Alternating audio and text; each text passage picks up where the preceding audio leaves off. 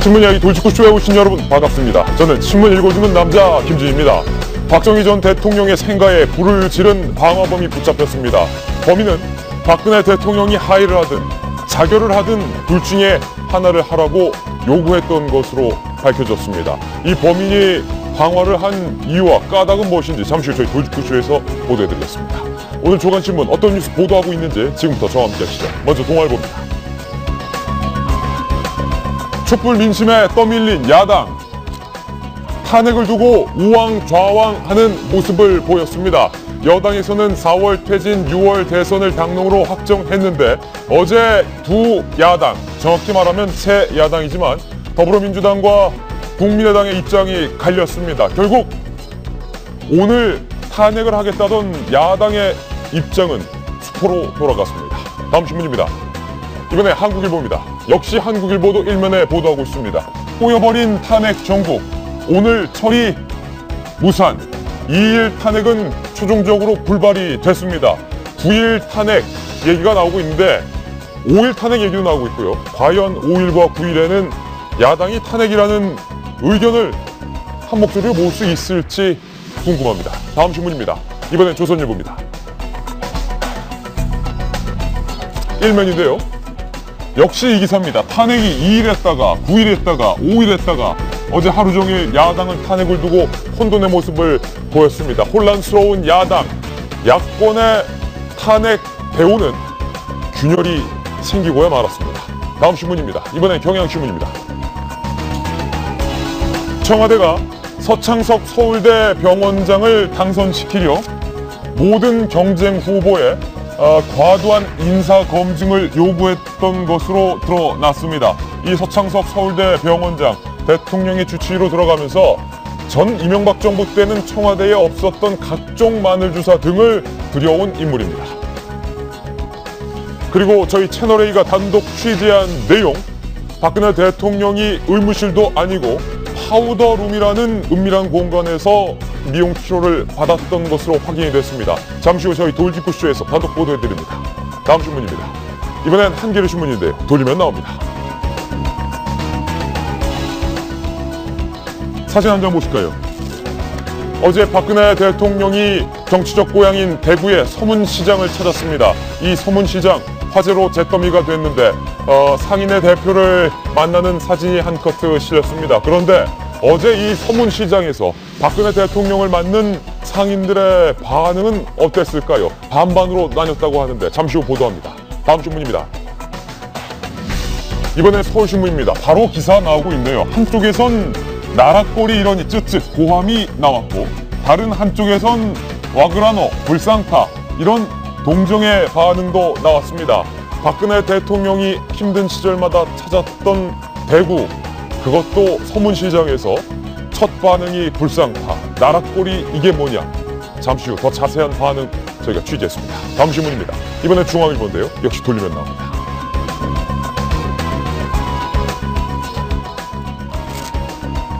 바로 이 사진이 불에 타버린 박정희 전 대통령의 생가 모습입니다. 원래는 이 양쪽에 박정희 전 대통령과 유경수 여사의 사진이 걸려 있었지만 모두 불에 타서 소실이 되고 말았습니다. 네, 오늘 신문 이야기 돌직구쇼 여러 가지 중요한 이슈들만 저희가 치열하게 고민해봤습니다. 여러분께서는 지금 고품격 뉴스 토크 신문 이야기 돌직구쇼를 시청하고 계십니다.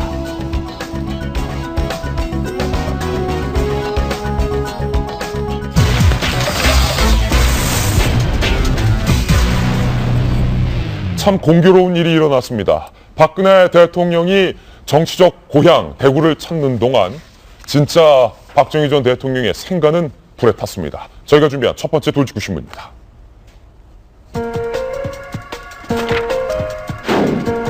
두 모습이 참으로 대비됩니다. 그리고 내일 더 많은 시민들이 촛불을 광화문에서 들 예정입니다. 모두 다 불과 관련이 되어 있습니다. 불에 탄 서문시장, 불에 탄 박정희 전 대통령의 생가, 그리고 촛불이 타오를 광화문. 세 가지 뉴스 저희가 관련해서 준비했습니다. 서친 생가의 방화, 그 방화범이 붙잡혔습니다. 그런데 아버지 얼굴에 먹칠하지 말라라는 발언을 이 범인은 외쳤던 것으로 경찰은 밝혔습니다. 박정희 전 대통령의 생가에 불낸 범인, 방화 이유는 박근혜 대통령의 하야다, 이렇게 이야기를 밝혔다는데, 정성희 위원님, 이 방화범이 관광객으로 위장을 해서 박정희 전 대통령의 생가를 찾아서 그 방명록에 남겼다는 메시지가 오늘 상세히 보도되고 있는데, 방명록에 그는 어떤 메시지를 적었습니까? 방명록에 이렇게 쓰고 불을 질렀다고 하는데요. 박근혜는 자결하라. 아버지 얼굴에 목칠하지 말고. 먹칠하지 말고. 예. 목칠보다는 조금 더 센 단어인데, 그런데 이제 의도를 가지고 내려왔다는 겁니다. 이 40대 후반으로 하는 이 범인은 이제 과거에도 2번의 전과가 있습니다. 예. 삼전도비에다가도 이제 이 페인트 칠을 하고, 과거에 이제 노태우 대통령의 생가에도 불을 지른 전력이 있어서 처벌을 받은 전력이 있는데, 네. 수원에 살면서 구미까지 일부러 신호통을 사들고 가서 이제 방명록에 이렇게 했다는 걸로 봐서 일종의 혁신범이고요. 그러니까 이 사람은 또 이제 전과로 봐가지고 일종의 개인적인 일탈이라고 볼 수 있겠지만, 네.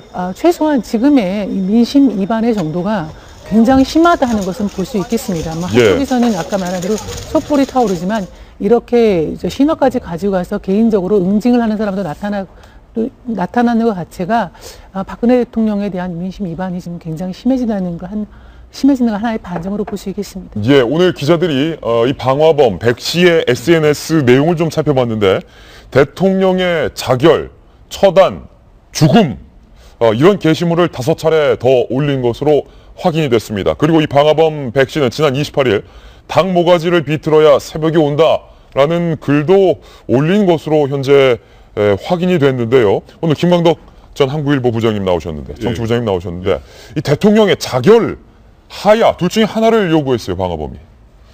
그래서 뭐 자결, 뭐 하야라고 주장할 수는 분명히 있는 거고요. 뭐 조속 퇴진하라, 하야하라는 게 이제 촛불 민심 아닙니까? 그런 요구를 할 수는 있는데, 그런 거를 이제 본인은 대변한다고 생각했겠죠. 그러나 이제 뭐 자결하라든가 이런 거는 정치적 구호고, 뭐 그건 좀 오버하는 주장인 거죠. 근데 이제 어떻든 요거는 이런 식으로 이제 방화를 하는 거는, 저는 이제 뭐 이 일종의 촛불 시위에 지금 세계적으로 좀 좋게 보고 있는 게 바로 비폭력 평화 시위라는 거 아닙니까?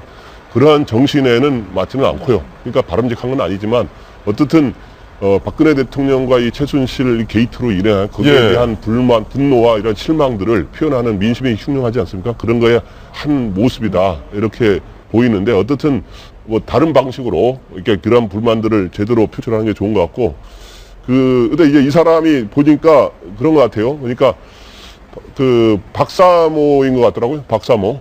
이 사람이. 박사모라는 게 이제 박근혜 대통령을 사모하는 게 아니라, 박정희 대통령에 대해서는 굉장히 긍정적으로 생각해서. 그렇습니까? 웹사이트에서 우스갯소리로 박사모라고 그랬는데, 거기에는 이제 박정희 대통령에 대해서는 굉장히 찬양하는 글도 올린 적이 있다 그래요. 그래서 아버지 얼굴에 아까 말했지만 먹칠하지 말라 그러면서. 먹칠보다 더 심한 단어도 방명록에 썼던데. 그렇게 하면서 이제 소위 하야, 뭐 이런 걸 요구하는 그런 식으로 해서 표출이 된 걸로 보입니다. 방화범은 박사모인데 박근혜 대통령이 아니라 아버지 박정희 전 대통령을 사랑하는 모입니다. 제가 박사모는 우스갯소리로 박사모로 아버지 박정희를 찬양하는 글을 올렸으니까. 그런데 결과는 저렇습니다. 지금 이 사진 한 장이 모든 것을 다 설명해주고 있는 것 같아요. 윤태곤 실장님. 원래 저 벽 중앙에 왼쪽에는 박정희 전 대통령의 사진이, 다시 한번 볼까요? 그리고 오른쪽에는 유경수 여사의 사진이 원래 나란히 걸려있지 않았습니까? 그러니까요. 참 뭐 이런 일이 있어서는 안 되죠. 근데 제가 좀 본 건 이런 겁니다. 다 탔네요. 다 탔어. 박정희 전 대통령에 대한 재평가 같은 게, 재평가가 오히려 긍정적인 재평가가 됐었던 거는 김영삼 정부에서 김대중 정부가 이어질 때요. 이른바 이제 민주정부 때. 그리고 이명박 정부, 박근혜 정부 들어와가지고 어떤 이제 뭐 재정적, 정책적 지원은 막 들어갔는데, 거꾸로 재평가가 됐던 게 다시 낮아지고 있는 지금 박근혜 대통령으로 인해가지고, 저는 또 지금이지 않습니까? 이런 참 희한한 역설이 어디 있겠습니까? 그러니까 민심이 이렇게 무섭다라는 거죠. 이거를 저는 이게 마찬가지라고 생각해요. 역대 대통령에 대한 재평가는 거기에 대해가지고 기념사업회에다가 돈 밀어주고 건물 세우고 그렇게 되는 게 아니라, 그 사람의 뜻을 잇는다고 주장하는 사람이 정치를 잘하면은 따라서 재평가가 되는 건데, 항상 이제 거꾸로 간다는 거. 저 추모관 내부가 지금 보셨던 사진처럼 뭐 새까맣게 다 전소가 돼서 사진들도 모두 다 소실이 됐는데 그 소실된 현장에 이 칼럼 A4 용지 2장의 편지가 놓여 있었다. 이거는 좀 나중에 알려지기 시작한 건데 네. 전소된 화재 현장에 남겨있던 A4 용지 2장에 나온 메시지 뭡니까? 백 씨가 남긴 거죠? 네. 근데 지금 그러니까 아까 그 화면에서 잠깐 나왔던 그 워딩도 있었고요. 사실은 A4가 이제 들어간 거는 노태우가 이제 들어갑니다. 왜냐하면 이 양반이 아까 말씀하신 것처럼 지금 세 번째 방화를 저질렀죠. 그래서 2012년에 그때 12월이었습니까? 당시 그 노태우 전 대통령 생가에도 몰래 들어가서 시나를 부리고 라이터로 불을 질렀다는 거예요. 노태우 대통령의 생가에도 불 지르고 A4 용지를 남겨뒀었다. 네. 근데 그 맞는 얘기는 했어요. 뭐라고 남겼냐면 다시는 너처럼 대통령직을 이용해서 국민의 재산을 훔치는 도적놈이 태어나지 않기를 바란다. 그래서 너희 생각에 불을 지른다. 뭐 이런 얘기를 썼다고 하는데요. 그러니까 이게 처음이었으면은 뭐 어느 정도 좀 이해가 가는 부분도 있는데 이 사람은 어떻게 보면 상습범인 거예요. 상습범이다. 방화를. 네. 그래서 약간 좀 정신적으로 뭐 문제가 있으신 분은 아닌가라는 생각이 드는데 계속 또 다른 일이 발생하면 또 다시 방화를 저지르지 않을까라는 좀 우려도 들고요. 그래서 2012년이면 한참 대선 때였잖아요. 그래서 왜 저 시기에 노태우 생가에 가서 불을 질렀는지 그것도 참 의문인데 어쨌든 지금 패턴을 보면은 노태우 전 대통령에 대해서 상당히 불만, 박근혜 대통령에 대해서 상당히 불만. 하지만 박정희 전 대통령에 대해서는 나름대로 아직까지 좀 애정을 갖고 있는 이런 패턴을 보이는 게 아닌가 좀 이해하기가 힘든 이해하기 힘든 패턴이다. 네. 이것을 이런 모든 과격행위, 양극단의 과격행위는 절대 있어서는 안 되겠습니다. 김병민 의원님 그렇지 않습니까? 예. 그래서 얼마 전에 있었던 촛불이 횃불로 변할 것이라는 얘기가 사실 이런 식으로 정리되면 절대로 안 되는 부분이에요. 내일이 광화문에서 또 엄청난 촛불 민심들이 들고 일어나서 많은 시민들의 평화로운 집회가 이루어질 건데 혹시나 지금 있는 상황 속에서 어저께 있었던 정치권의 시계는 탄핵이 되지 않는다는 상황 속에서 국민적 분노감들이 꽤 높게 올라오는 상황이에요. 여기에 대한 분노감의 표출이 법적으로 처리되지 않는다라 그래서 법을 어기는 행위로서의 뭔가 위법적이고 굉장히 질서롭지 못한 행위들이 표출되기 시작한다라면은 애당초에 시민들이 뜻했던 부분들의 본질이 훼손될 수 있는 측면이 분명히 있거든요. 이게 지금 박정희 생가에 대해서 그 화제만 난 것이 아니라 그 박정희 동상에 대해서는 지난번에 어떤 대학생들이 또 들어가고서는 스프레이로 독재자라고 훼손하기 시작하고 이런 행위들은 어찌됐든지 간에 모든 것들이 다 위법행위라고 볼 수 있는 거거든요. 마지막까지 평화로운 방법으로 국민들이 대한민국 국민이 자유로 진짜 자부심을 가질 수 있는 시민 의식으로서 대통령이 잘못한 모습을 단죄시켜야지 그게 지금 정치권에 문제가 있다 그래서 위법적이거나 폭력적인 행위로 이렇게 변질돼서는 절대로 안 될 겁니다. 두 번째 출력물을 한번 살펴보겠습니다. 함께 보시죠. 참 동시간대에 이루어졌던 일입니다. 그리고 모두 불과 관련이 됐던 사건입니다. 박근혜 대통령이 어제 서문시장을 깜짝 방문을 했습니다. 개인적인 자격으로 방문했다라고 청와대는 밝혔습니다. 그런데 서문시장을 방문하고 청와대로 돌아가는 차 안에서 박근혜 대통령이 눈물을 흘렸다라는 내용을 청와대 정영국 대변인이 밝혔습니다. 경호팀에서 들었는데 박근혜 대통령이 차 안에서 울었다고 한다. 현장에 계속 있으면 도움이 안 되고 피해만 줄 수 있는 상황이라서 오래 머무를 수가 없었다. 라고 서문시장 방문에 관한 내용을 정영국 대변인이 밝혔습니다. 뭐랄까요. 박근혜 대통령이 어제 서문시장을 찾아서 이런 말도 했는데 박근혜 대통령이 힘들 때마다 본인의 정치적 고향 대구 그중에서도 서문시장을 찾았던 것은 정치보기들 사이에서도 익히 알려진 이야기입니다. 서문시장 상인 여러분들은 제가 힘들 때마다 늘 힘을 주셨는데 너무 미안하다. 찾아뵙는 것이 인간적인 도리라 생각을 해서 오게 됐다. 대통령이 밝혔는데 아무래도 윤태곤 실장님 그랬던 나에게 힘을 줬던 그 서문시장의 반응과 이 정치적 고향 대구의 민심마저 이토록 싸늘하다라는 것에 망감이 교차하지 않았을까? 그래서 눈물을 흘리지 않았을까? 근데 박 대통령의 이 행보는 조금 복합적인 것 같아요. 제가 생각할 때 청와대도 이제 끝까지 고민을 하다가 가서 동선을 최소화하고 왔다는 거 아니겠습니까? 다른 여야 정치인들 같은 경우에는 이제 브리핑도 받고 이런 건 이렇게 대처했으면 좋겠습니다라고 이야기했는데 대통령 그런 브리핑도 받지 못하고 그냥 왔어요. 그래서 이제 눈물을 흘렸다는데 근데 저는 이게 이 대변인의 이 말이 약간 마음에 안 드는 게 누가 그러더라라는 이중 전언의 형식으로 이렇게 전달을 하는 게 사실은 이 박 대통령의 과거 발언 중에서도 이런 의문이 있는 것들이 좀 있거든요. 그 유명한 대전은요라는 발언 같은 경우에는 그때 이제 유정복 시장이 비서실장이었는데 라고 하시더라 라고 전해가지고 그랬나 보다 라고 보도된 건데 이런 형식이고 이게 복합적으로 말씀드리는 게 대통령이 조금씩 이제 운신의 폭을 넓히고 있습니다.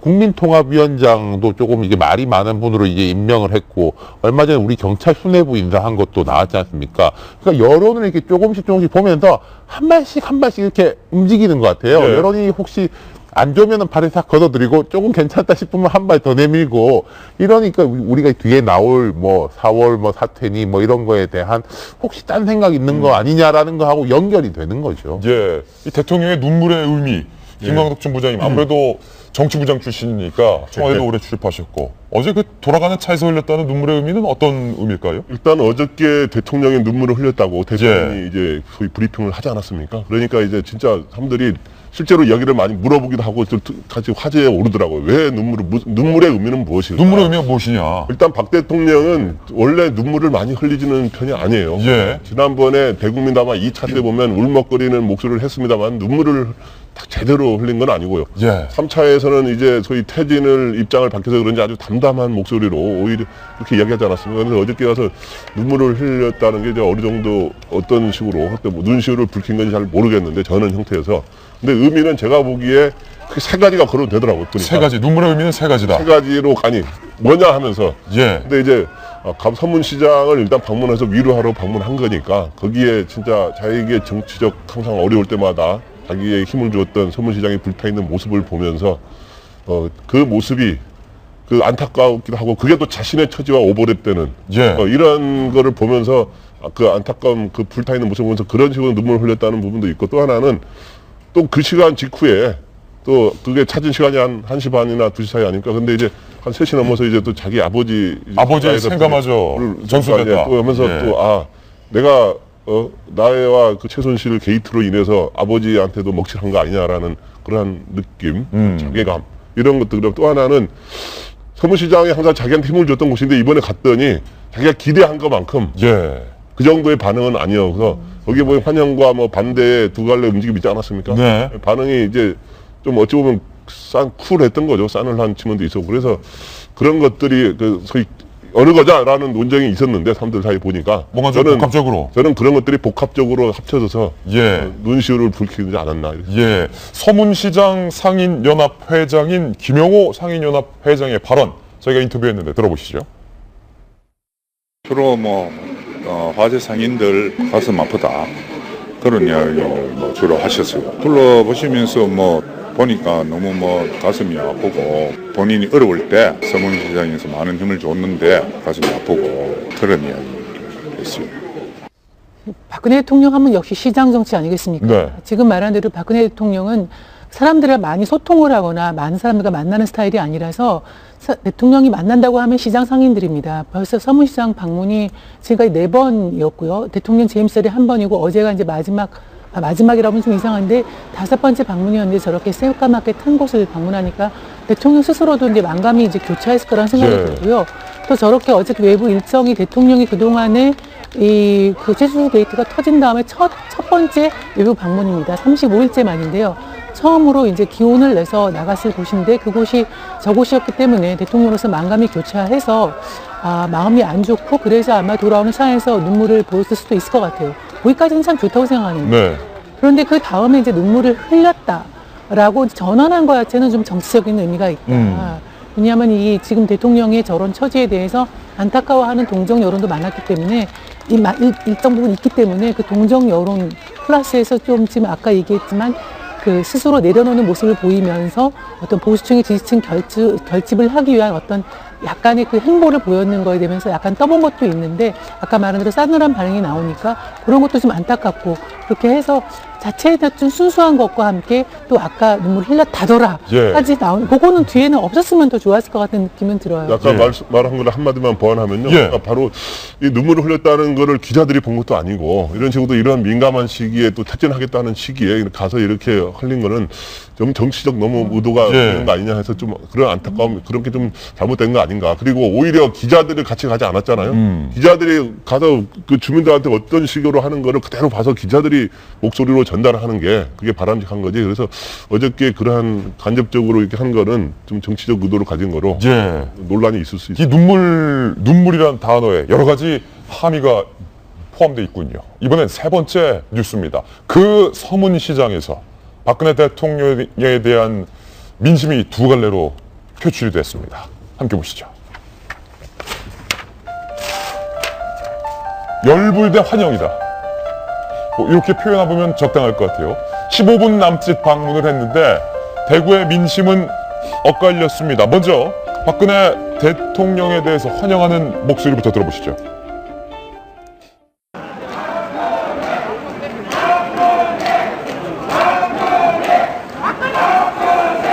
박근혜가 시기다. 이런 환경이 없는 게 있나? 옛날에 이렇게 대통령을 봐. 김대중이 뭐야? 김명박. 벌써? 왜 시골에서 소문도 가만히 있으니까 아들이 왜 지금에 박근혜가 그런데 안 먹었는데 왜 난리야? 왜? 박근혜 대통령은 우리 대한민국을 변호했습니다.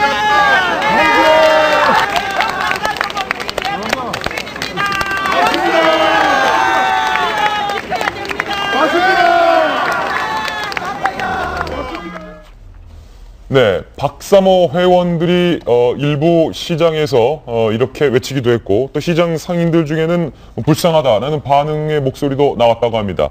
이번에는 박근혜 대통령에 대해서 반대의 목소리를 했던 사람들의 발언들도 좀 정리를 해봤는데요. 함께 보실까요? 어떻게 상인들과 한마디도 하지 않고 갈 수가 있느냐? 대구가 무조건 자기 편이라고 착각하면 큰 코 다칠 것이다. 그냥 쓰고 왔다가 수습책 하나 내놓지 않고 무책임하게 가버린 대통령을 누가 좋아하겠느냐 이렇게 말했고요. 시끄럽게만 만들고 왔다. 눈치도 염치도 없이 찾아왔다. 박사모들이 초상집에 와서 박수치고 떠드는 꼴 상인들에게 오히려 큰 상처를 주었다. 이런 반응들이 지금 엇갈리고 있었는데 정성희 위원님, 뭐 박사모 회원분들의 반응은 일단은 차치하겠습니다. 차치하고 어제 시장 상인들의 목소리 중에서 일단 여기가 어디라고 오냐라는 외침이 있었고 그러지 마라, 불쌍하다 뭐 이런 외침도 있었다고요, 간간히. 그러니까 이제 동정론은 있었던 예. 것 같아요. 그런데 사실 어저께 그 만남, 그 사진을 보면은 서문시장 방문할 때 그 과거에 우리가 보도해드렸지만 정말 신발을 사신고 이러면 열렬한 환원과 함께 하는 그런 환호와 이런 함성은 없었고 경호원들만 주변을 둘러싼 채 굉장히 고독하고 외롭게 다녀왔습니다. 심지어 권영진 대구시장도 박 대통령이 오는 걸 알면서도 한 번 오지도 않았어요. 과거에는 우리가 그 주변에 어느 후보들이 와 있느냐 하는 것까지 이제 관심을 하면서 못 오게 한 것까지 보도를 해드렸는데 지금 같은 경우는 이렇게 아주 근엄한 표정의 경호원들에 둘러싸여서 사실 상인들과 접촉 없이 잠깐 다녀가는데 그 처지도 이해가 됩니다. 네. 이제 와가지고 뭐 상인들과 만나서 얘기를 하거나 한다는 것 자체도 좀 어색했기 때문에 저런 반응이 나올 수밖에 없고 이제 박사모 얘기는 이제 좀 이렇게 차치하고 아마 상인들의 마음도 박 대통령 못지않게 착잡했을 것 같아요. 예. 이렇게 이제 화재도 안 나고 장사도 잘 되고 이런 상황에서 대통령이 왔으면 좀 더 동정 여론이 있었겠지만은 지금 저런 상황에서는 대통령 아니라 누가 오더라도 지금 까맣게 이렇게 상가가 다 타버리고 재산상의 손실이 저렇게 있는 상황에서 누가 위로가 될 수 있겠습니까? 그런 상황에서 대통령이 이제 온 것인데 그러니까 이렇게 반응이 엇갈리게 나올 수밖에 없을 것 같아요. 지금 제가 조금 전에 살짝 언급은 했지만 뭐 다 의미는 다르겠지만 김병민 의원님 지금 세 가지 뉴스를 보면 예. 박정희 전 대통령의 생가에 난 불, 그리고 서문시장에 난 불, 그리고 내일 6차 집회죠. 더 대규모가 예상되어 있는 광화문의 촛불. 네. 이러한 불을 꺼트릴 수 있는 사람은 박근혜 대통령 본인 하나밖에 없지 않겠습니까? 어저께 있었던 서문시장에 갔을 때도요, 수행원을 최소화시키고 갔다 그래요. 그러니까 박근혜 대통령 입장에서는 나의 정치적 고향이고 내가 힘들 때마다 힘을 줬던 바로 그 시장에 불이 났는데 한 번 안 가볼 수가 없다라는 그 말 한마디에는 나름의 진정성이 있다라고 생각합니다. 하지만 시장 상인들 입장에서는 대통령이 잠가놨다 간 부분만 가지고서는 도저히 이 어려운 난국에 대해서 왜 왔어라는 얘기를 피할 수가 없을 거거든요. 예. 저는 어저께 있었던 사진 한 장을 보면서 유독 눈에 띄는 사람이 있었어요. 많은 경호원들만 있었다는데 그 경호원들 사이에 있었던 사람 중에 한 명이 누구냐면 강석훈 현 청와대 경제수석이 함께 동행을 했습니다. 예. 그렇다면 대통령이 그 자리에서 사람들과 수수책을 논의한다 그러면 또 야당과 반대 지지자들한테 욕을 먹을 거예요. 당신 일하지 말라 그랬는데 왜 일하냐.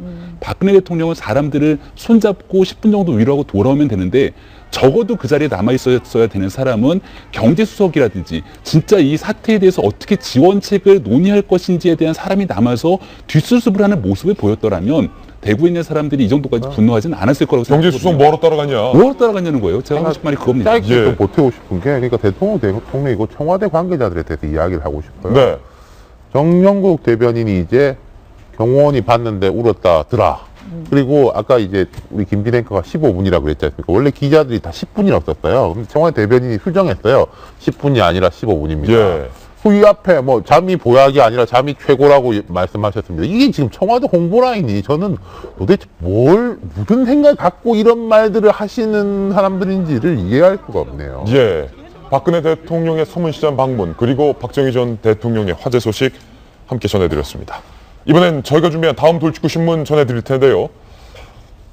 박근혜 대통령이 과연 청와대 어디에서 이 같은 비선 진료를 받았을까 많은 사람들이 궁금했습니다. 그런데 그 의문스러운 비선 진료의 실체가 저희 채널A 취재 결과 드러났습니다. 오늘의 특종으로 시작합니다.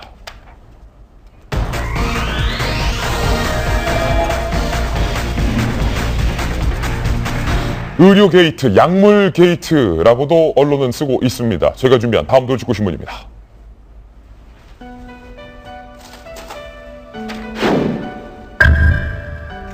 최순실 국정농단 약물 게이트의 충격적인 진실. 김상만 원장의 입을 통해서 저희 채널A가 단독으로 그 실체를 파악했습니다. 첫 번째 진실입니다. 바로 관저 파우더룸에서 이 같은 비선 진료가 수시로 이루어졌던 것으로 밝혀졌습니다. 대통령은 왜 청와대 의무실이 아닌 관저 내의 비밀스러운 공간인 파우더룸을 애용했을까요? 신아람 기자가 단독으로 보도합니다. 비선 진료 의혹이 불거진 뒤 다니던 병원을 그만두고 집거 중인 김상만 대통령 자문의. 채널A 취재진이 어렵게 접촉한 김 자문의는 박근혜 대통령이 청와대 의무실이 아닌 다른 장소에서도 진료를 받아왔다고 밝혔습니다. 파우더룸 같이 한데 방이 하나 있는데 여기가 제 라인이에요. 바로 대통령 관저 안에 있는 파우더룸에서도 진료를 했다는 것. 아, 그럼 거기서 진료를 보셨군요. 의무실이나 거기서 교주요. 김 자문의는 다만 박 대통령을 독대한 채 진료한 적은 없었다고 선을 그었습니다. 저는 한 번도 제가 대통령 혼자 만나거나 그런 적 없고 의무실장, 서정석 주치, 저 이렇게 세 명에서 항상 진료했어요.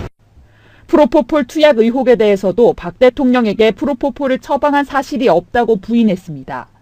하지만 박 대통령이 왜 의료시설이 갖춰진 청와대 의무실이 아닌 관저 파우더룸을 진료 공간으로 이용했는지에 대해선 여전히 의문이 남습니다. 채널A 뉴스 신아람입니다. 이 칼럼 김상만 원장의 입으로 직접 저희 채널A 기자에게 말을 한 겁니다. 파우더룸이 있는데 그게 내 라인이다. 내 라인.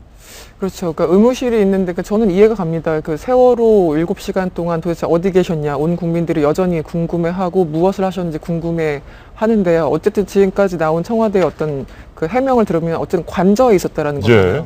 그 위급하고 국가적인 위기 상황에서도 관저에 계신 분이 50m 떨어진 의무실은 저는 웬만하면 안 가셨을 거라고 생각합니다. 그래서 어떻게 보면은 관저에서 업무도 보고 진료도 받고 처방도 받고 그 모든 것을 사실 관저에서만 하신 것이 아닌가. 그럼 지난 4년 내내 집무실에 나와서 그 일을 하신 거는 도대체 얼마나 될까 굉장히 좀 궁금한데요. 이번에도 마찬가지죠. 사실은 의무실이 50m라면 굉장히 가까운 거리잖아요. 가깝죠. 예, 그리고 거기에 모든 기계나 또 뭐 의무실장이나 간호사들이 있기 때문에 거길 가면 굉장히 간단한 문제인데 심지어 진료나 처방, 뭐 주사제 맞는 것도 역시 그러니까 집이죠. 관저라는 게 집에서 받았다라는 건데 저게 왜 저렇게 될 수밖에 없었는지 여전히 좀 이해가 안 가고요.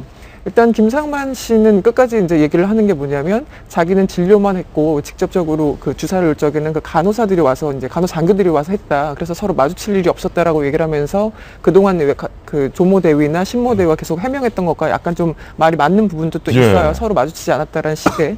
근데 그게 과연 가능했을까? 진료 따로 하고 뭐 주사 맞을 적에는 자기가 빠져 있고 이런 것이 좀 가능했을까 이런 생각이 들고요.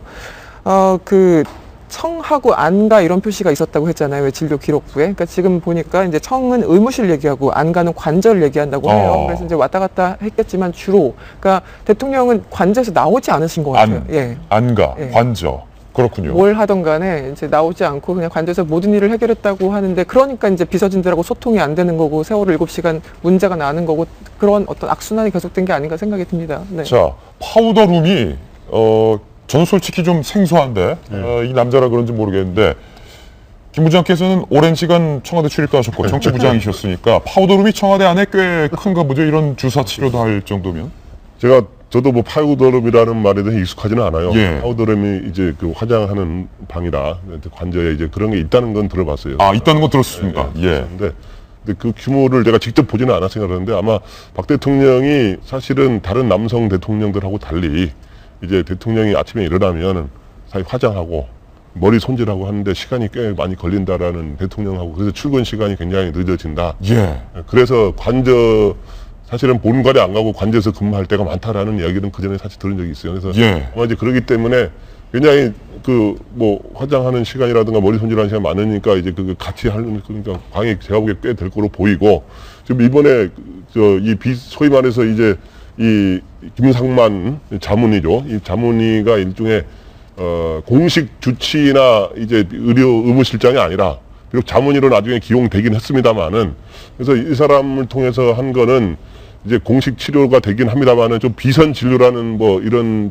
지적도 있지 않았습니까? 예. 그러니까 예를 들어서 이제 의무실장하고 자기는 다 주치하고 같이 있는 데서 진료를 했다라고 말은 이 김상만 이제 원장이 주장을 합니다만은 그러지 않은 경우도 있을 수 있다는 거죠. 그러면 이제 그게 비선 진료가 되고 이제 또 하나는 이게 이제 비선 진료인데 그게 이제 비선 비밀 공간 일종의 비밀 공식적인 의무실이라든가 병원에 가서 하게 되면 이렇게 다 기록이 남지 않습니까? 근데 이런 거는 기록이 남길 수도 있지만 기록을 안 남겨버릴 수도 있는 거거든요. 그렇기 때문에 바로 이런 거는 일종의 대통령의 모든 움직임, 소위 말해서 병원 진료뿐만 아니라 이런 게 투명하게 그리고 공식적으로 기록이 돼야 되거든요. 옛날 왕조 시대 때도 보면 대통령의 움직임 하루 종일의 움직임이 정확하게 기록이 돼요.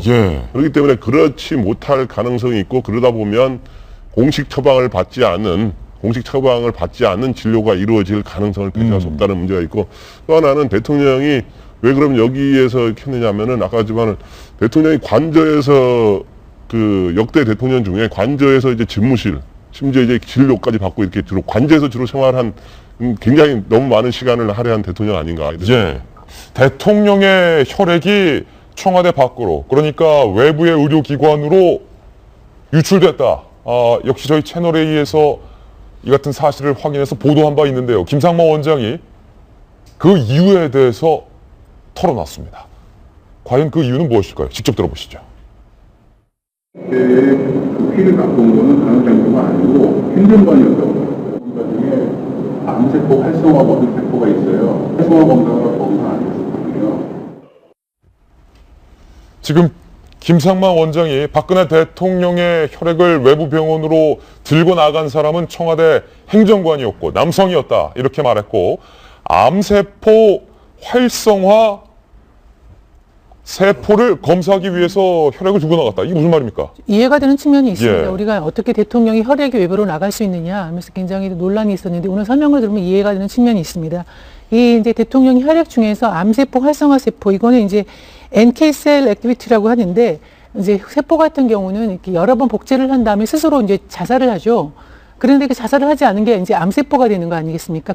그래서 그거 활성화를 측정하기 위한 그런 검사가 있는데 그 검사를 할 수 있는 장비가 있는 곳이 차원밖에 없답니다. 그 굉장히 복잡한 검사였고 장비가 요구되는 것이어서 청와대에서는 불가능했다. 예, 그렇죠. 이제 그런데 이제 그런 검사가 필요했느냐 아니냐는 것은 잘 모르겠습니다. 그건 제가 판단할 영역은 아닌데 어찌됐건 그 자문위가 판단하기에 그런 검사가 필요했다고 이제 판단을 하니까 혈액을 가지고 나와서 행정관이 이제 배달을 해서 여기에서 검사를 한 걸로 나와 있고요. 쉽게 말해서 암에 걸릴 수 있을 위험성 여부에 대해서 진단을 한 그렇죠. 것이군요. 면역 세포를 가지고 진단을 예. 하는 장비가 청와대에 없었기 때문에 이제 가지고 나온 건데 일견 뭐 충분히 이해되는 측면이 있는데 아까 얘기한 대로 이런 것들이 만약에 필요하다고 하면은 자문위 정도가 아니라 주치의의 판단 아래 뭐 허락을 받고서 나가서 검사하고 했다면 이제 아무 문제가 없는 건데 지금 아까 나왔지만 파우더룸 의무실이 있는데 파우더룸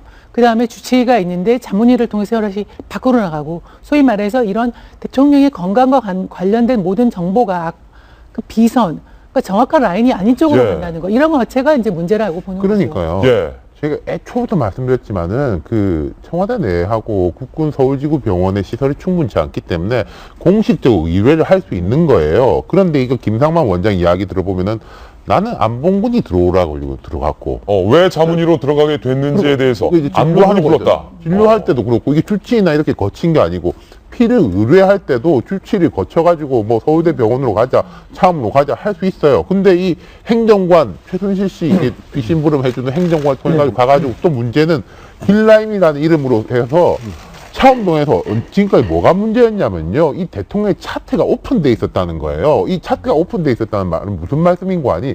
일반인이 다 볼 수 있다는 건 아니고 거기에 이제 의료진들은 자기네 내부의 인트라넷에 접속할 수 있지 않습니까? 예. 그럼 이제 대통령이 검사하면 이거 이제 막아놔야 되는데 길라임 이렇게 떠 있어가지고 뭐 아무나 상관없는 사람들 다 그거 들여다보고 간호사가 그때 당시 대통령의 혈액을 갖고 오니까 이영선 행정관이 당황하고 놀랐다는 거예요. 그러니까 아무나 이렇게 그걸 들여다보고 그리고 예. 이거 보여주면서 이 사람이 그런 이야기도 한 적 있어요.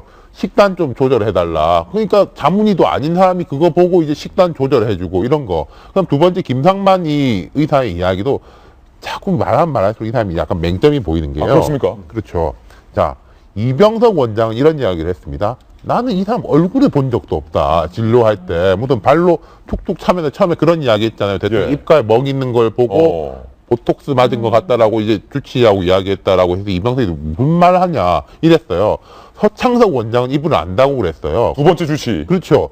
근데 이 사람은 서창석 원장이 있으면 내가 항상 같이 했다라고 하는데 이분이 자문위로 위촉이 된 건 맨 처음부터입니다. 이병석 원장이 됐을 때부터고 그때도 대리 처방이 갔었어요. 그럼 이병석 원장 때는 혼자 했는지 안 했는지에 대해서는 말을 안 하고 서창석하고 나는 항상 같이 했다라고 해요. 그럼 그 앞에는 어떻게 되는 거죠? 말이 비는 거죠. 예. 그러니까 이게 좀 이상한 이야기입니다만은 우병우 수석 같은 사람은 말을 안 하니까 꼬투리 잡힐 일이 없는데 이런 분들은 자기가 말을 하면 할수록 맹점이 드러날 수밖에 없는 거예요. 피를 대통령의 혈액을 갖고 바깥으로 나갔던 사람이 이영선 행정관, 김병우 의원님, 예. 최순실 씨에게 휴대전화를 먼지 묻었을까봐 이렇게 닦아서. 딱 정성스럽게 닦아서 이렇게 줬던 분 아닙니까? 이영선 행정관이 모시는 사람이 제2부속실에 있었던 안봉근 비서관이고 안봉근 비서관을 통해 갖고서는 바로 이 김상만 자문위가 들어갔다는 거고 예.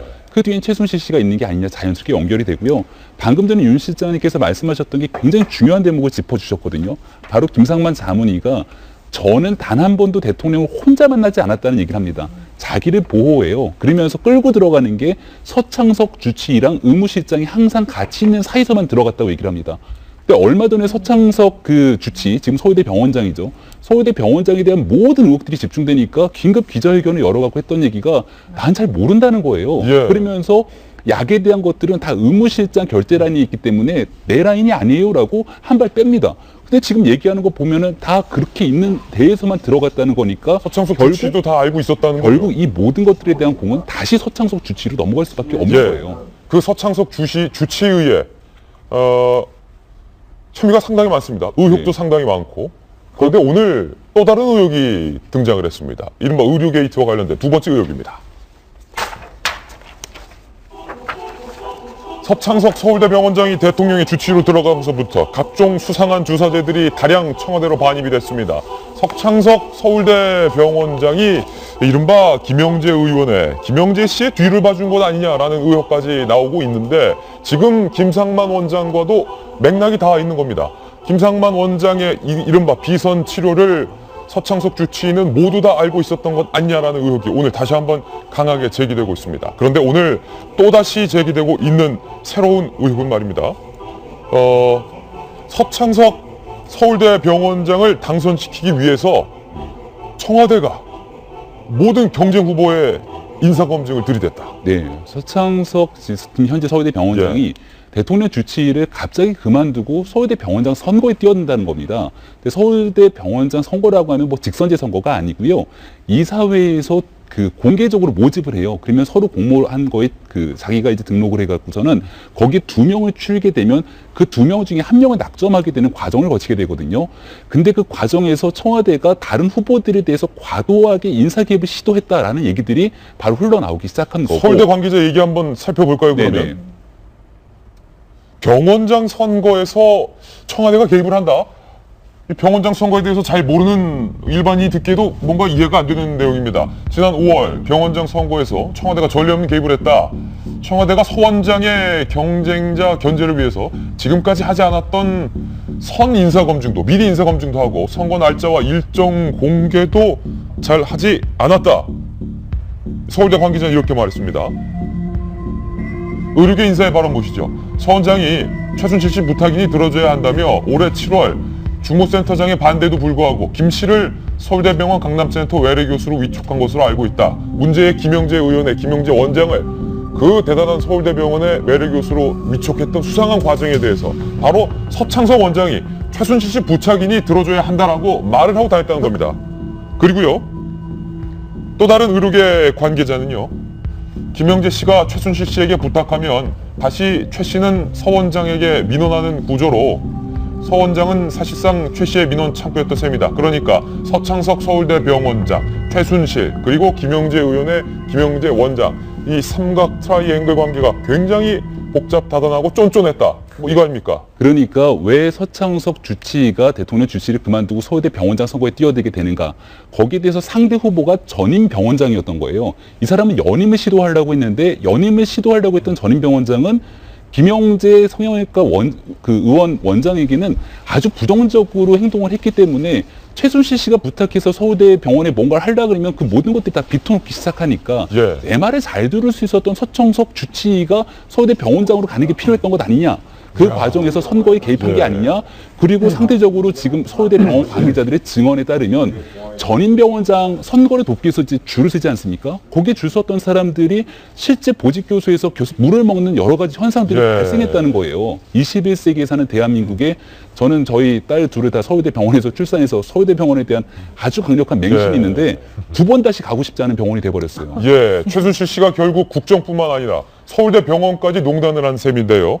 이 서울대 의료계 관계자의 발언대로 서창석 원장이 최순실 씨의 부탁이니까 그 사람 자격도 없는 전공의도 아닌데 외래교수 한번 위촉해 줍시다 라는 말이 나왔다고 합니다. 그런데 서창석 병원장 이렇게 해명했었습니다.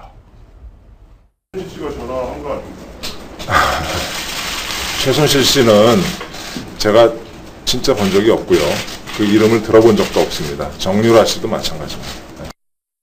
지금 두 분 서울대 나오셨지만 제 주변에 서울대 나온 분들이 더 창피하다는 거예요. 아니 그 서울대 병원 일 고작 일개 최순실 씨 때문에 이렇게 서울대 병원이 다 망가지고 농단이 되느냐. 김광덕 부장님 서울대 나오셨잖아요. 네, 그래서 서울대 병원이면 이제 일종의 이제 병원 의료 기술이라든가 그다음 병원 운영 능력이라든가 이런 전문성을 갖고 뽑아야 되는 거 아닙니까?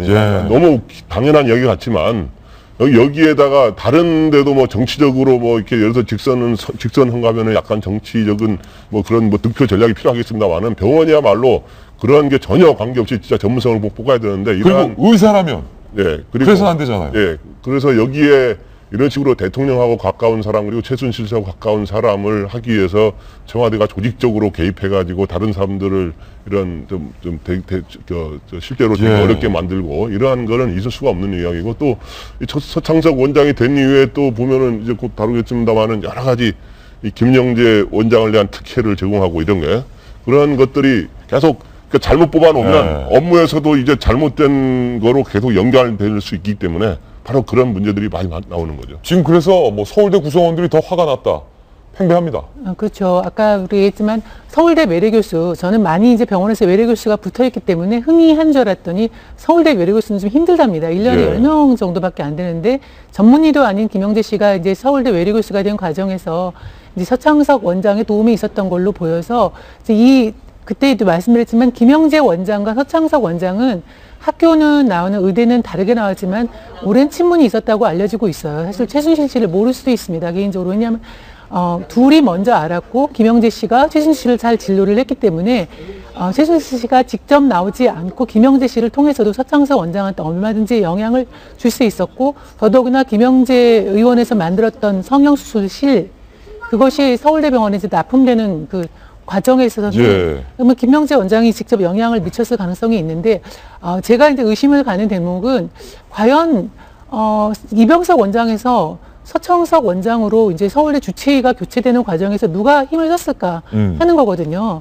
하는 것 중에서 김영재 원장이 이런 최순실 씨가 이런 라인이 있는데 본인이 이병석 원장은 그때 말한 대로 어디 나 모르게 이런 시술이에 이게 말도 안 되라고 이제 굉장히 강경하게 얘기하고 이런 주사가 어떻게 들어와 이런 식으로 부정적으로 얘기를 하니까 주치의를 이제 가를 예. 필요가 있었는데 그 와중에서 서창석 원장이 등장을 한 거죠. 김영재 의원을 통해서는 예. 김영재 씨가 서창석 원장을 추천했을 가능성이 크다고 보고요. 또 거기에 대한 보훈 의사로 아까 말한 그런 실납품이라든가 외래교수 위촉이 있었을 예. 가능성이 있고 그러는데 서울대 병원장 선거는 또 다르지 않습니까? 선거는 서울대 구성원들의 이제 합의에 의해서 되는 것인데 서창석 원장이 이 보도에 따르면은 본인이 내정된 것처럼 하고 다녔다는 거예요. 초반부터 낙하산 인사의 느낌이 강했고 그래서 본인이 내가 되면은 잘 봐줘 이렇게 하면서 예. 하고 다녔다는 증언이 나오는 걸로 봐서 서울대가 이 검증 과정에서까지 이렇게 개입했던 거 이거는 뭐 저는 사실이라고 봅니다. 왜냐하면 사실이다. 이 정부가 인사 검증에 이런 데서는 이 서울대뿐만 아니라 많은 모든 것에 있어서 그 미리 낙점을 하고 낙하산을 내려보내고 다른 사람을 죽이고 미리 이제 들러리를 세우고 하는 예. 거는 너무 이 정부의 오래된 패턴이기 때문에 여기에서 뭐 서울대 병원에서 반복됐다고 하더라도 저는 좀처럼 놀라지 않을 겁니다. 이 칼럼 지금 문제는 이러한 서창석 병원장이 현재 서울대 병원장직을 유지하고 있다는 겁니다. 그렇죠. 서울대 뭐 하고 있습니까? 지금 제기된 의혹이 한두 가지가 아니고 사실로 드러난 것만 숱합니다. 더군다나 최순실 씨의 측근인 김영재 원장이 부인이 운영하는 의료기기 업체 피부미용센터 설치를 위해서 서울대 병원 내의 일부 부서를 그 중요한 부서를 병원 바깥 건물로 옮길 것을 서창석 원장이 지시했다라는 증언들도 서울대 병원 내에서 쏟아지고 있습니다. 서창석 병원장 해임해야 되는 거 아닙니까? 그래서 저는 일단 서창석 병원장인 최순실 씨를 만난 적 없다. 만난 적 없을 수 있습니다. 어차피 간접적인 경로를 통해서 민원이 들어오거나 압력이 들어오면 뭐 충분히 가능한 일이니까요. 뭐 당장 현 정부에서는 조원동 청와대 경제수석이 민간 기업인 예. CJ 그 이미경 부회장까지 날려버린 그런 상황 아니겠습니까? 그런데 뭐 민간 기업에까지 그럴 정도면 서울대병원 측에서 저 정도의 일은 뭐 충분히 일어날 수 있는 일이라고 생각을 하고요. 아니, 그래서 안 되죠. 서울대 네. 병원인데. 그러니까요. 예. 그러니까 일단 저렇게 그 구성원들의 신뢰를 받지 않는 그 서 병원장이 이렇게 내부에서 지금 영이 설까라는 생각이 일단 들어요. 왜냐하면 처음부터 낙하산의 느낌이 확 왔었다라는 걸 모든 구성원들이 느낄 정도라면 영이 설 리가 없고요. 저는 아까 그 김영재 그 의원 그 부인 얘기를 잠깐 하고 싶은데 서창석 병원장이 처음에 해명한 건 그거였어요. 갑자기 부인이 사무실을 네. 찾아왔다라는 거예요. 근데 그 병원장 정도 됐으면 그때는 병원장이 아니었나 하여튼 알 수 없는 사람이 갑자기 찾아온다고 무조건 만나주는 것도 그렇고 얘기를 또 친절하게 다 들어주고 나는 이제 성형외과가 아니니까 다른 성형외과 그 부서에 연결시켜줬다라는 겁니다. 근데 상식적으로 그 알 수 없는 어떤 여성이 찾아와서 의료기기 업체를 운영하는 뭐 의사 부인이라고 하지만 그 무턱대고 만나주고 그것을 또 연결시켜주고 이렇게 친절하게 하는 그 서울대병원 의사들이 몇 명이나 있는 건지 그 자체도 연결고리가 조금 그렇고요. 그 이후에도 사실 뭐 그 미용센터 이름까지 같이 합작해서 만들고 그것을 또 공간까지 마련해 주려고 했다고 하니까 김영재 그 의사뿐만 아니라 그 가족들까지 같이 지금 다 연결된 문제여서 여러 가지 의혹이 일어나는 게 어떻게 보면 당연한 것 같습니다. 예, 이 서울대 병원 측에서 서창석 원장의 어떤 해임에 대해서 행동을 좀 뭔가 해야 되지 않나라는 생각이 듭니다. 의료 게이트 세 번째 의혹입니다. 이게 참 씁쓸한 현상인데요. 대통령도 반한 효과 길라임 주사 99,900원. 지금 각종 의원들의 이른바 이 실시간 검색 1위에 올랐다고 합니다. 한 병원에서 실제 광고를 하고 있는 광고 포스터, 광고 문구를 저희가 출력을 그대로 해본 겁니다. 함께 보실까요? 실시간 검색어 1위 길라임 주사란 국가대표급 안티에이징 미백 주사. 요즘 화제가 되고 있는 길라임 주사는 강력한 안티에이징 및 미백, 체중 조절, 그리고 피로 회복에 도움을 주는 최고의 인기 주사 시술 3가지인 태반 주사, 백옥 주사, 슈퍼 신데렐라 주사를 뜻합니다. 대통령도 반한 노화 방지 효과, 비욘세도 맞는 미백 주사, 세포 재생 및 지방 감소, 만성 피로 회복에 도움. 또 다른 의원에서는 이렇게 홍보를 하고 있는데, 병원에서는 실검 1위 길라임 주사, 태반 주사, 백옥 주사, 슈퍼 신데렐라 주사 총 3회를 합쳐서 99,000원, 10만 원도 되지 않는 가격 99,000원, 99,000원에 이 3가지 시술을 한꺼번에 모십니다. 이야, 이게 말입니다. 그런데 인기가 그렇게 좋다는 열풍이라는데요. 아우, 제가 왜 미리 몰랐을까요? 저도 굉장히 심각한 갱년기 증세를 겪고 있는데 사실은 잘 몰랐습니다. 예. 그리고 주사 맞는 걸 싫어해서 어떤지 몰랐지만, 사실 우리나라가 의료 강국 아니겠습니까? 사실은 뭐 이렇게 해서라도 경제가 좀 활성화된다면 저는 나쁘지 않은 것 같고요. 예. 뭐 이 방송의 틈새 마케팅으로 이렇게 하고 있는데, 실제로 여기 이번에 이 대통령의 그 관련된 의료와 그 약물 게이트에 관련해서 굉장히 숨은 수혜주들이 많습니다. 예. 수혜 그게 많은데, 이제 대표적인 것이 차움 의원인데요. 사실 사람들이 많이 차움 의원이 모르지 않았습니까? 처음에는 무슨 커다란 비리의 어떤 대명사처럼 해가지고 차움 의원 관계자들이나 있는 사람들도 굉장히 곤혹스러워했는데, 아니 대통령이 되기 전부터도 의원 시절부터 드나들면서 이런 그 시술이나 이런 줄기세포 시술, 그 다음에 태환 주사 이런 거 받았다는 거와 함께 이 강남에 사시는 분들의 어떤 폭발적인 관심에 대해서 예약이 그냥 지금 몇 달치가 예약이 몇 달치 밀려 있다. 지금 묻지 못하고 있는 상황이라고 해서, 이거는 이제 아까 말한 대로 무슨 씁쓸할 수밖에 없는 그런 풍경이죠. 무엇보다 윤태곤 실장님, 가격이요. 태반 주사, 백옥 주사, 그냥 신데렐라 주사가 아니라 슈퍼 신데렐라 주사를 합쳐서 99,000원. 싸다. 아이고, 그게 제가 이게 초반에 그런 말씀 한번 드렸는데, 대통령이 일을 하고 있는 의료 행위가 이제 보통 병원에 가면 정말로 권장치 않는 행위들이거든요. 이게 뭐 직접적으로 정말로 위험하다라고 할 수는 없죠. 이렇게 되면 안 좋다, 부작용이 생길 수 있다라고 해서 되게 말리는 행위인데, 이게 이런 식으로 해서 유행되고 있지 않습니까? 예. 이게 참 안 좋은 거예요. 그러니까 이게 뭐 돈 들고의 문제가 아니라 이런 식의 이제 주사제의 남용, 오용이 되는 게 안 좋은 거고, 그리고 이게 국제적으로도 유명해지지 않습니까? 한국이 사실은 뭐 코스메틱이나 한류 이런 건 되게 유명하지만, 또 이제 부정적인 부분이 뭐 성형 강국, 성형의 천국 뭐 이런 건데, 거기에다가 들어가가지고 주사의 나라로 알려질까봐 참 국격이 돋네요. 예, 성형 클리닉 관계자들의 발언을 저희가 좀 인터뷰해봤는데요. 이런 길라임 주사 열풍에 대해서 이렇게 말했습니다. 이번에 대통령이 맞았다고 보도가 되면서 다시 화제가 돼서 아예 패키지 상품을 마련했다. 틈새 시장이죠. 2000년대 초반 태반 주사가 유행하다가 시장이 확 줄었는데, 이번 사태를 계기로 시장이 다시 조명받고 있다. 이렇게 말했습니다. 피부과 관계자 발언 볼까요? 굉장히 유명한 피부과의 관계자인데, 청와대에 가져갔다고 보도된 이 녹십자의 태반 주사 그 라인액 있죠? 라고 라인액을 콕 집으면서 맞고 싶다는 고객들도 있다. 외국인 손님이 급기야 와서 와리스 길라임 주사, 길라임 주사가 뭐냐고 물어보기도 한다 라고 말하는 거예요. 제약업계도 저희가 물어봤습니다. 입체적으로 취재했어요. 사람에 따라서 멍이나 가려움증, 부작용이 생길 수 있기 때문에 반드시 의사와 상의한 후 시술 받아야 된다. 김병민 의원님, 이게 그냥 마시는 비타민 그런 게 아니라는 거예요. 얼굴이 후끈거려서 어떻게 참을 수가 없어요. 외국에 있는 사람들이 이렇게까지 행동하는 것들을 보면 조금 있으면 이제 외신에까지 기사가 날 것 아니겠습니까? 예. 대한민국에 대한 국격이 떨어질까 봐 정말 걱정이 크고요. 최순실 씨 자매에 대해서 많은 사람들, 관계자들의 증언에 따르면 약물 중독자와 거의 그러니까 주사 중독자라는 표현까지 쓰거든요. 이렇게 해서 과연 정말 경제인들 입장에서는 당연히 자기 사익을 추구하기 위한 행동들도 맞겠지만, 국익을 조금이라도 생각하신다라면 저는 이와 같은 마케팅과 홍보 행위는 좀 자제해 주셨으면 좋겠다라는 간곡한 부탁드리고 싶습니다. 예, 이카람께서 한마디 더 해주시죠. 혹시 저희 보도 때문에 네. 야 99,000원밖에 안 돼? 우리 그래도 가서 맞자 이러시는 분들도 있을 것 같은데 이 부작용이 분명히 있습니다. 분명히 있죠. 그러니까 태반 주사가 사실은 처음에 이제 윤리적인 문제가 굉장히 있었잖아요. 그리고 어쨌든 그럼에도 불구하고 뭐 갱년기 여성에게 특히 좋다, 뭐 여러 가지 효과가 있다라고 하니까 2000년대 초반까지 굉장히 좀 붐이 일다가 그 이후에 여러 가지 논란 때문인지 아니면 효과성 때문인지 그 이후에는 조금 사그라들었다고 하죠. 그런데 이제 이번에 태반 주사 시장을 다시 열어주신 분이 바로 박근혜 대통령이 됐습니다. 그래서 제 주변에도 우스갯소리로 대통령이 연세가 좀 있으신데 피부가 참 좋다라는 얘기를 이제 예. 과거에 저도 많이 들었어요. 남성분들한테도 많이 들었어요. 지금 60대인데 피부 굉장히 여성으로서 좋은 거 아니냐, 뭐 그런 얘기를 들었었는데 이제 최근에 그 이유를 알았다. 차원병원이었다 이러면서 뭐 돈만 있으면 나도 차원병원 가고 싶다라는 그런 얘기를 정말 씁쓸하게 하시는 분들 많이 늘어났는데요.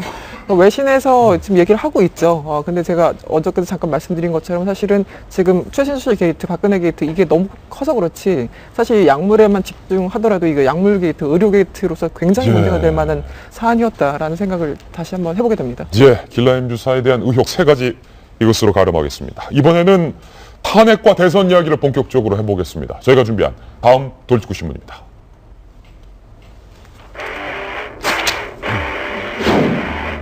정치권에서 2일 탄핵, 9일 탄핵 얘기가 나왔는데 그렇게 호언장담하던 2일 탄핵은 최종적으로 무산이 됐습니다. 오늘 탄핵 결의는 부결이 됐습니다. 과연 9일에는 정치권이 할 수 있을까라는 국민들은 의심의 눈초리로 바라보고 있습니다. 뉴스 속보 하나 전해드리겠습니다. 새누리당의 비박계가 어제 국민의당이 밤늦게 요청한 5일 탄핵안, 국민의당은 어제 민주당의 2일 탄핵안에 대해서 반대했었고 9일 탄핵안을 주장하다가 5일 탄핵안으로 조정을 했는데 그 5일 탄핵안에 대해서 비박계는 5일날 무리한 탄핵 표결에 반대한다. 예정대로 9일에 탄핵을 표결하겠다. 그러니까 새누리당 비박계는 탄핵을 하지 말자는 것이 아니라 대통령이 늦어도 4월 전까지 물러나겠다라고 스스로 입장을 밝히면 안철수 전 대표도 여당과 협의하겠다고 하지 않겠느냐. 왜 그럴 시간조차 주지 않느냐. 5일날 탄핵 말고 예정대로 9일날에는 탄핵을 하자라는 입장을 밝혔습니다. 여야의 시각이 다르고 야당 중에서도 민주당과 국민의당의 시각이 제각각 다릅니다. 저희가 출력물로 정리해봤습니다.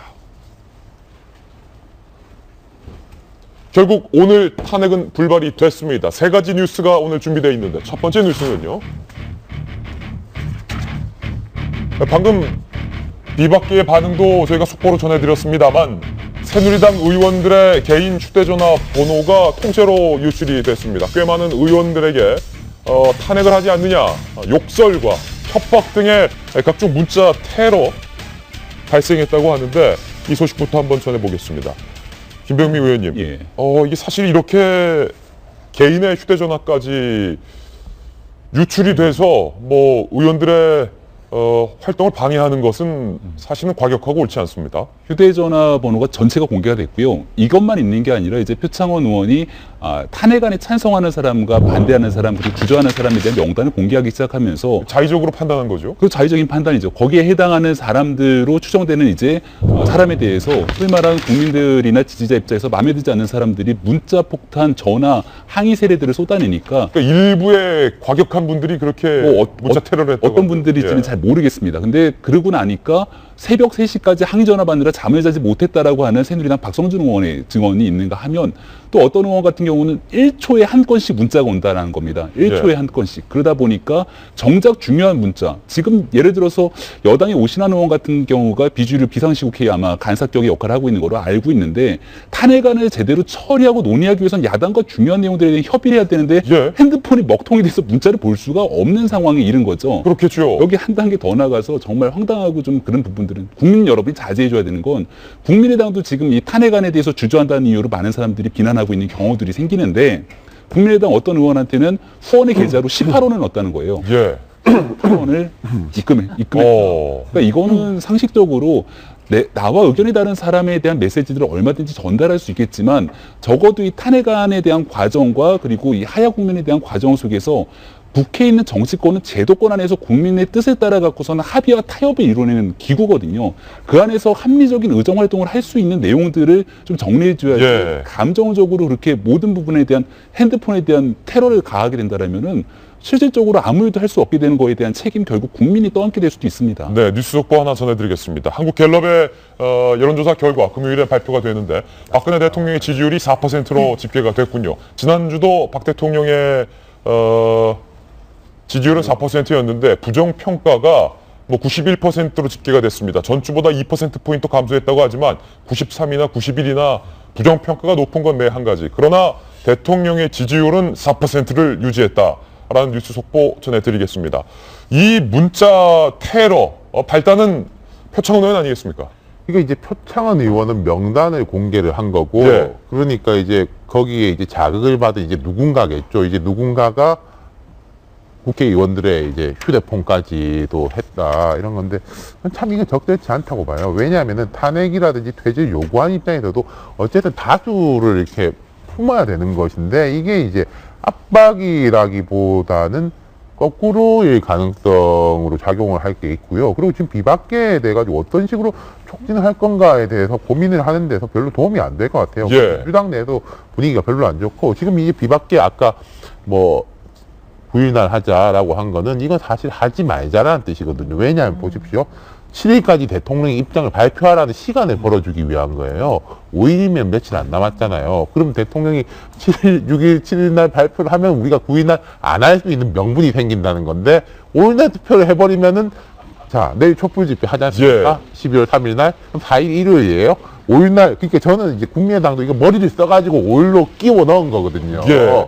그 민심만 바로 받아가지고 대통령이 말하는 기간을 차단하기 위한 거. 근데 여기서 5일 못하고 9일 하자는 건 대통령한테 시간 벌어주자는 거니까 이 부분에서는 정말로 이게 뭐 국민들이 예. 받아들인 건지 모르겠습니다만 치열한 이게 수싸움들이 이렇게 예. 벌어지고 있는 형국입니다. 이게 굉장히 조심스러운 말씀이라서 드리기가 좀 그렇습니다만 많은 분들은 탄핵을 지지하고 계시고 또 다른 분들은 탄핵보다는 질서 있는 하야에 대해서 지지하는 분도 계시기 때문에 상대 진영의 입장에 대해서 비판적인 그런 시국이라서 상당히 조심스럽습니다만 마치 김갑도 부장님 네. 탄핵만이 정해진 정답인 것처럼 생각한다면 뭐 이와 같은 표창원 의원의 행동과 같은 뭐 가격적이고 좀 극단적인 그러니까 상식적이지 않은 그런 행동들도 나올 수 있습니다. 그렇기 때문에 여야가 질서 있는 퇴진이 맞을지 아니면 탄핵이 맞을지를 협의하는 과정 중에 있는 것 아닙니까? 네, 그렇죠. 그래서 그 촛불의 민심은 즉 대통령의 즉각 하야, 즉각 퇴진이고 그 다음에 이제 대통령이 하야는 이제 대통령이 결단해야 되는 거 아닙니까? 대통령이 예. 결단을 안 하니까 이제 결국에는 탄핵을 통해서 하라라고 하는 게 촛불 민심이 모아졌는데 지금 현재 이제 대통령이 이제 국회가 의견을 모아주면 내가 물러나겠다 이렇게 하는 이유로 지금 완전히 지금 탄핵 열차를 출발하느냐 못하냐 갖고 지금 굉장히 교란이 된 상황 아닙니까? 네. 그래서 제가 보기에 탄핵 열차는 원래 2일에 출발하기로 돼 있는데 2일에 못하고 과연 5일에 되느냐 9일에 되느냐 그렇지 않으면은 아예 출발을 못하고 차고지로 그냥 가버리고 그냥 출발을 네. 못하는 상황으로 갔냐 이제 그런 기로에 있는 것 같습니다. 근데 어떻든 지금 촛불 민심은 아직도 이제 탄핵이라든가 즉각적인 퇴진을 원하는데 이제 지금 새누리당 비박계 캐스트본드 된 사람들이 어떻든 이 질서 있는 퇴진을 논의하자 이런 입장이기 때문에 여야가 저는 지금 상황에서는 탄핵의 그 발의 문제와 그 표결 문제까지 포함해서 그 다음에 임기 단축의 문제를 같이 포괄적으로 논의하는 그런 장을 모아가야 되지 않겠느냐. 예. 그러니까 어저께는 추미애 대표가 그냥 개인 자격으로 김무성 전 대표를 만난 거잖아요. 예, 지금 야 3당의 원내대표들이 이 탄핵과 또 이 탄핵 시점에 대한 하해 시점에 대한 논의를 하기 위해 한 자리에 모였습니다. 우상원 원내대표 그리고 노회찬 원내대표, 박지원 비대위원장 겸 원내대표의 모습이 지금 보입니다. 어제 야 3당의 입장도 제각각 일치하지 못했습니다. 그렇기 때문에 오늘 탄핵을 하겠다라던 야당의 약속은 지켜지지 못한 거고요. 국민의당의 박지원 비대위원장 같은 경우는 2일날 탄핵하는 것은 부결이 불보듯 뻔한데 오히려 야권에게 역풍이 올 수 있다라면서 9일 탄핵을 요청을 했었고 우상호 원내대표 같은 경우는 부결되더라도 일단은 탄핵을 하고 보자라고 2일을 요구했던 그런 상황이에요. 야당의 입장도 어제는 제각각 갈렸어요. 저는 이거에 대해서는 이제 명백하게 이제 입장이 있는데요. 사실은 탄핵은 헌법에 정해진 절차입니다. 제가 얘기했지만 촛불 민심이라는 건 대통령의 자진 사임을 요구하는 건데 받아들이지 않았으면 탄핵으로 갈 수밖에 없는 겁니다. 그런데 대통령이 이제 모든 자기 거치어야 하는 모든 것을 국회에 아까 공을 던짐으로써 이 혼란이 야기됐잖아요. 근데 저는 이거를 했으면 좋겠습니다. 탄핵은 탄핵대로 주장하고 정치적인 그 해결, 그러니까 대통령이 사임 기간을 정하는 거는 사임 기간대로 정해서 투트랙으로 갔으면 좋겠어요. 왜냐하면 이 중요한 어떤 사항을 분명히 우리 역사의 기록에 남겨집니다. 그런데 이렇게 쓸 거예요. 나중에 교과서에서 대통령이 이런 일을 했는데 탄핵하지 않고 국회는 탄핵하지 않고 임기를 정해가지고 물러났다라고 격사의 기록을 남길 수는 없다고 생각하거든요. 절차는 절차대로 밟고 시기는 시기대로 정치로 모색을 해야지 두 개를 바꿔먹을 수는 없습니다. 근데 지금 비박 입장에서도 탄핵을 안 하겠다는 게 아니라 9일날에 탄핵을 하겠다라는 시점이기 때문에 대통령이 하야를 하겠다라는 입장을 밝히지 않으면 9일날 탄핵하겠다는 건 아닙니까? 근데 이제 새누리당 당론이 4월 말 퇴진에 이제 6월 말 대선이지 않습니까? 어제 청와대가 미온적인 입장을 보인 이유는 그걸 안 받겠다가 아니라 야당하고도 같이 한번 이야기해가지고 오세요 인 거거든요. 근데 지금 새누리당 비박계는 이제는 친박계하고 되게 호흡이 같이 맞아가는 것이 5일날 투표를 안 하면은 대통령의 시간을 벌어주겠다는 뜻이 9일날 한다는 뜻이 아니거든요. 9일날 한다는 건 대통령이 4월 말 퇴진을 거부할 때 한다는 건데 대통령 입장에서는 그거를 야당하고 같이 해오면 안 한다는 거지 늦춘 거기 때문에 거부할 이유가 하나도 없는 거죠. 그래서 이건 안 한다는 뜻에 가깝다고 보는 거죠. 그러니까 하려면은 5일날 해야지 오히려 압박이 되는 것이고 대통령 입장을 그렇게 발표해버리면은 비박은 완전히 탄핵을 안 할 수 있는 명분을 쥐게 된다. 야당 입장에서는 9일날 안 하는 게 이건 맞는 것 같습니다. 그런데 두 야당도 의견을 일치하지 못하고 있다는 사실이 우리 국회 수준을 보여주는 것 같습니다. 두 번째 국회 상황 살펴보시죠. 문제 행동을 했던 표창원 의원, 장제원 의원과 부딪혔습니다. 거의 멱살잡이 직전까지 갔다고 하는데 영상부터 한번 직접 보시죠. 오늘 아침에 동료 표창원 의원이 탄핵 관련해서 언론 플레이를 했던데 탄핵 반대 위원, 탄핵 주저, 눈치 보는 위원, 동료 위원을 이렇게 한다는 것은 이것은 인격 모독 살인이다. 보세요.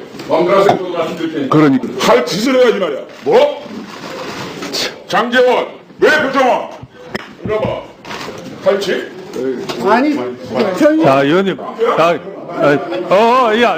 장인배 이러면 안 돼. 그래, 그러면 안 되지. 경찰이야? 표현이 뭐 수사관이 야, 국회의원 품위 지켜. 국회의원 품위 지켜. 왜 새누리당 의원님도 좀 더고 가시지. 왜 나가시오? 아니, 왜 그렇게 오버하시는 거예요, 도대체? 더고 가시지, 더고. 지금 국회 수준이 이런 걸 대통령이 알고 일부러 국회에 공을 던졌다 뭐 이런 얘기까지 나와요. 그러니까 아니 그러니까 저는 문자폭탄 사실 이해가 가요. 오죽 답답했으면 사람들이 이 추운데 10월 29일부터 한 달 이상 동안 길거리에 나앉아가지고 촛불 들고 있겠습니까? 그럼에도 불구하고 평화 시위를 계속 유지하는 것 자체도 굉장한 우리 국민들의 저력인 거죠. 그러니까 우리 국민들은 평화롭게 시위하고 있는데 오히려 지금 국회의원들이 말입니다. 뭐 이상한 명단 공개하고 네가 할 짓이냐 뭐 이런 말들 하고 멱살잡이하고. 그러니까요. 그러니까 아마 표창원 의원도 제가 어떻게 뭐 약간 소영웅주의에 빠져 있는 것은 아닌가라는 생각이 들지만 어쨌든 심리적으로는 감정적으로는 이해가는 부분이 있습니다. 오죽했으면 저렇게 명단까지 올리면서 탄핵을 압박하는 그런 상황이 됐을까. 근데 저는 정말 뭐 비난할 사람들이 너무 많아가지고 어디서부터 비난해야 될지 모르겠는데. 하고 싶은 사람 다 하십시오. 일단 전 비박계가 정말 비겁하다고 생각합니다. 그러니까 처음에는 마치 탄핵을 당장이라도 할 것처럼 얘기를 했었잖아요. 그리고 김무성 대표는 지난 23일이었습니까? 자신의 어떤 그 대선 불출마를 선언하면서 박근혜 대통령을 여러 차례 당장 탄핵해도 지금 뭐 손상이 없다라는 식으로 여러 차례 말을 했었습니다. 그럼에도 불구하고 대통령이 담화를 하니까 기다렸다는 듯이 탄핵 안 해. 사실상 그 입장을 확 돌려버린 거잖아요. 말 바꿨다. 네, 말 바꾼 거죠. 근데 참 저는 재밌는 게 이런 지적을 하세요. 아니 야당에서 처음에 질서 있는 퇴진 원하지 않았었느냐. 근데 왜 지금 한다니까 그걸 막느냐라고 얘기하는데 그건 결이 전혀 다른 거죠. 타이밍과 맥락이 전혀 다릅니다. 8월 15일이 광복절이잖아요. 8월 16일 날 대한민국 만세를 얘기한 사람과 8월 14일 대한민국 만세를 얘기한 사람이 같습니까? 이미 어떤 기준이 있으면 그 전에 했는지 그 후에 했는지에 따라서 그 맥락이 좀 다른 것인데 지금 질서 있는 퇴진 얘기하는 거는 사실은 청와대에서 시간을 걸겠다라는 의미인 거고 탄핵을 막아버리겠다는 굉장히 불순한 의도로 저런 담화를 했던 겁니다. 예. 그럼에도 불구하고 야당이 했던 것과 이거 같은 말인데 왜 안 받느냐 하면서 야당의 비난을 하는 거는 저는 그 맥락에 맞지 않다고 보고요. 야당의 추미애 대표가 그러면서도 어제 김무성 전 대표를 만났어요. 그러니까요. 협상을 안 하겠다라고 야당은 입장을 밝혔지만 당대표의 행동은 입장과 전혀 반대되는 행동을 하면서 1월 퇴진을 요구했다라는 설까지 나오고 있는데 야당의 당론과 행동이 너무 다른 건 아닙니까, 그럼? 그렇죠. 이 국면을 가장 망치고 있는 건 민주당, 특히 전 추미애 대표라고 예. 생각합니다. 박근혜 대통령이랑 추미애 대표 같이 내려오셔야 될 것 같다는 생각이 드는데요. 추미애 대표 지난 14일 날 단독으로 영수회담 제안했지 않습니까? 야당 균열을 일으켰죠. 그리고 누구도 추미애 대표에게 어떤 권한이나 대표성을 부여하지 않았습니다. 혼자 어떻게 숟가락을 얹어서 제대로 그 밥상을 전체 다 가져가겠다라는 자신의 어떤 정치적인 욕심 아니라면 저렇게 예. 할 수 없는 거죠. 정치적 욕심을 생각하고 있다, 지금 그렇죠. 야당이. 어제도 마찬가지였죠. 누가 그 김무성 전 대표를 단독으로 만나가지고 단판을 지으라고 어떤 그런 대표성을 권한을 우리가 쥐어줬습니까? 근데 추미애 대표나 민주당은 사실 촛불 민심이 어떤지 팔짱 끼고 있다가 뒤늦게 숟가락 얹었잖아요. 그러니까 뒤늦게 숟가락 얹은 다음에 자기네들 면에 안 서니까 뭔가 좀 더 독주를 나가려다가 계속 스텝이 꼬이는 예. 상황입니다. 전 추미애 대표 정말 심각하게 반성하셔야 된다고 생각합니다. 삼진아웃 위기다. 위기죠. 예, 세 번째 정치권 국면입니다. 탄핵 이상 기류에 이 머리 굴리는 무능한 야당에 대한 국민들의 분노가 결국은 내일 촛불로 이어지지 않겠느냐라는 얘기까지 현재 나오고 있습니다. 김광덕 부장님, 내일 촛불 민심이 이 뭐 정치권을 향해서 특히 야당을 향해서 분노를 표출할 것이다. 뭐 이런 관측도 참 많이 나오고 있어요. 근데 그동안 촛불 민심이 이제 청와대를 중심으로, 그다음 청와대 시하면 항상 청와대 가까이 가서 이렇게 해서 청와대를 학의 모양으로 에워싸는 이런 행진도 하고 이제 했는데, 이번에도 청와대를 이제 100m 앞까지 가겠다고 이제 신고를 하고 있는 상황이에요. 분수대 앞까지. 이제 그전에 200m까지 허용이 됐는데, 근데 이번에는 청와대로 가는 행진 대열이 일부가 여의도로 갈 가능성도 있다. 국회로 간다. 예, 그러니까 왜냐하면 오늘 아침도 신문에도 보면 이제 국민의 분노는 여의도로 하는 그렇게 제목을 단 신문이 몇 군데 있더라고요. 보니까 이제 그런 게 있고, 그래서 그 국회 그럼 누구를 주로 타겟으로 하겠느냐? 그러면 이제 일단은 이번에 찬성할 듯이 하다가 탄핵을 찬성할 듯이 하다가 지금 대통령의 입장 표명이 좀 달라지고 있는 비박계를 향하느냐? 예. 그렇지 않으면 원래 지금 거의 패족 위기에 모인 친박계로 향하느냐? 예. 아니면은 이번에 이 협상이라든가 이런 거로 인해서 이 국면을 좀 이상 흐트러 놓은 소위 더민주라든가 또 탄핵 발의에 앞장서지 않은 국민의당이냐? 예. 여러 가지 서로 이제 정치인들은 서로 책임 돌리기에 급한 상황인데, 내가 보기에 여야의 총체적으로 책임을 돌리면서 진짜 국회 해산하라 하는 요구가 지금 법에는 없습니다만은 나올 예. 수도 있다라고 봅니다. 뭐 국회 해산 요구까지 나올 것이다. 저도 그렇게 생각을 하는데요. 사실 제가 어저께 헌법을 다시 읽어봤어요. 국회 해산권이 있는지 없는지. 예. 국회 해산권이 1987년 이게 헌법에서는 이제 없어졌더라고요. 그러니까 이게 뭐 비겁한 아까 말한 비박, 그 다음에 무능하고 자기 욕심, 자기 대선 욕심밖에 없어가지고 왔다 갔다 하면서 하는 그 야당. 그 다음에 뭐 친박하게 아직도 이 와중에 대통령 감싸기에 급한 뭐 친박은 말할 것도 없고 예. 전부 다 화가 나는 거죠. 개인으로서도. 그래서 이거 국회 없애버리고 내년에 대선 조기 대선 할 때 총선 같이 하면 안 될까 싶어서 법적인 근거가 있는지 저 개인도 좀 찾아봤더니 없더라고, 안타깝게. 그래서 전 생각에는 혹시 개헌을 하게 되면 국회 해산권을 넣어서 하는 그 개헌을 하는 것도 좋겠다, 이렇게 생각을 해봤습니다. 결론이 개헌으로 가네요. 그렇게 되나요? 예, 국회를 해산하고 싶다라는 심정이 왜 정성희 위원 혼자만의 심정일까요? 내일 국민들의 분노가 국회로만 향할 것도 같습니다. 저희는 60초 광고 후에 돌아옵니다. 잠깐만요. 이 소음 측정하는 기기로 천둥의 천둥 소리를 측정해 본 결과 110데시벨 정도가 측정이 됐다고 합니다. 그런데 지난주 광화문에서 성난 국민들의 물러나라라는 외침의 소리를 측정해 보니 112데시벨 이상이 나왔다고 합니다. 국민들의 목소리가 결국은 천둥 소리보다 더 컸다는 반증이 아닐까요? 내일은 천둥 말고 무엇이 국민들에게 나올지 청와대는 새겨 들어야 할 것 같습니다. 이번 주 저희가 준비한 소식 모두 전해드렸습니다. 저희는 다음 주 월요일 아침에 더욱더 풍성한 뉴스 들고 인사드리겠습니다. 오늘 하루는 분명 어제보다 나을 겁니다. 좋은 하루 되십시오. 고맙습니다.